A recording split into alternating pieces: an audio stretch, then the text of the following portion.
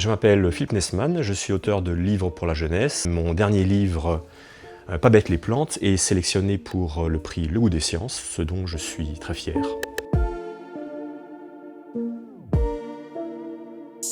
Depuis une vingtaine d'années, les scientifiques font des expériences qui montrent que les plantes sont beaucoup plus intelligentes qu'on ne le croit. Elles sont capables d'entendre, elles sont capables de voir, elles sont capables de mémoire. Bonjour, je m'appelle Jean Mallard, je suis illustrateur et j'ai illustré le livre Pas bêtes les plantes.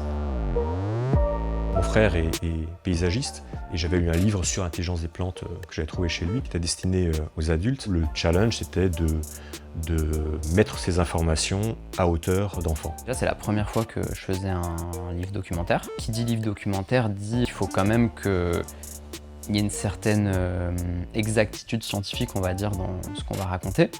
Mais en même temps, on parlait d'un sujet invisible, à savoir des sens qu'ont les plantes et que nous n'avons pas, donc pas vraiment représentables. Et donc il y avait un mélange d'inspiration assez précise où il fallait représenter certains végétaux, donc un travail vraiment scientifique, et en même temps des imageries beaucoup plus folles où je pouvais m'amuser à représenter de manière très libre des choses presque abstraites.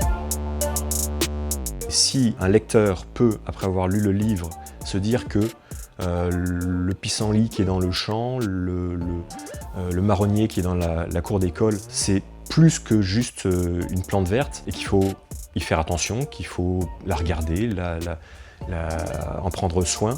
Je pense que le livre aura été utile.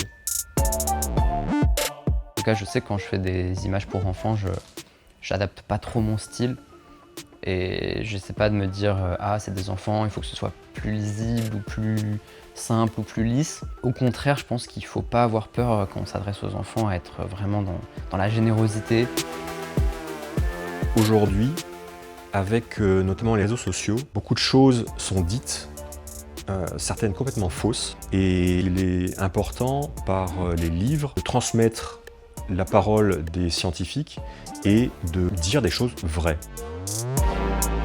Dans mon espace personnel, j'ai un très beau caoutchouc qui s'appelle Momo, dont je prends grand soin. J'aime bien les roses. C'est beau, ça sent bon.